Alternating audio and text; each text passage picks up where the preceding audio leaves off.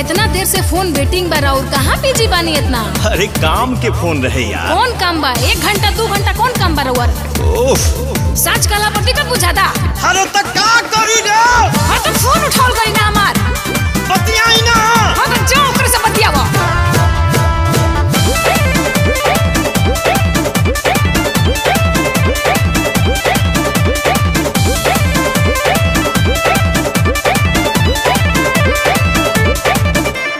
Busy कहाँ तेरी तक राही, सच्चे सच्चे हमारा से कही।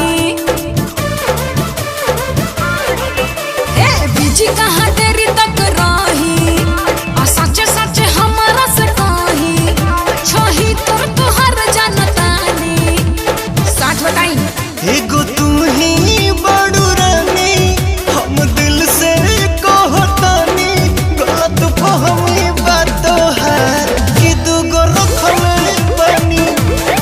गलत फहमी बात है कि दूगो रखले बनी। मान जाना। झूठो के कला कइले बड़े। कला कले वाले रो रे के बुझत का? फोन गाड़ी चलावतानी। ऐसे कैसे रो रास्ते देखतानी? लड़ा दी। फोन उठाओ के खाली कौन इतना का खिसियातानी?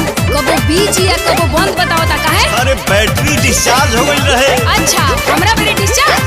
हम पे यकीन करो जी, हम पे यकीन करो जी, हम पे यकीन करो जी। तोहरे से प्यार करीला, जानी कहला में पारो जी। तोहरे से प्यार करीला, जानी कहला में पारो। झूठा हूँ के ये हो जान करलू तू शक हो, करलू तू शक हो, करलू तू शक हो। हमारा तो दहिया पर तोहरे बहक हो, तोहरे बहक हो, तोहरे बहक हो। झूठा हूँ के ये हो जान करलू तू शक हो। हमारा तो दहिया पर तोहरे बहक हो। हम तो सब बुझतानी। पढ़ाई जन पढ़ाई। एगो तू ही बड़ू रानी, तुझसे सच कहो तोनी। गलत फहमी बात है कि दूगो रखले बनी। गलत फहमी बात है कि दूगो रखले बनी।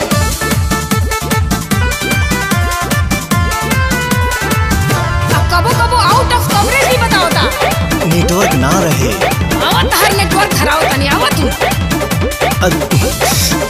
चलो फोन रखो। रख के दिखावतानी। अच्छा तोहरा के कैसे विश्वास दिलाई, न है हनुमान सिंह चीर के देखाई। अरे तोहरा के कैसे विश्वास दिलाई, न है हनुमान सिंह चीर के देखाई। पवन जी बनाई ना कहानी, प्रकाश को देखिए। एगो तुम ही बड़ू रानी, अच्छा। अब दिल से कहतानी। गलत फहमी बात है कि दूगो रखले बनी। गलत फहमी बात है कि दूगो रखले बनी। एक बात बताओ, ई के कहला? रोवे संतोष रानू और छोटे बाबा।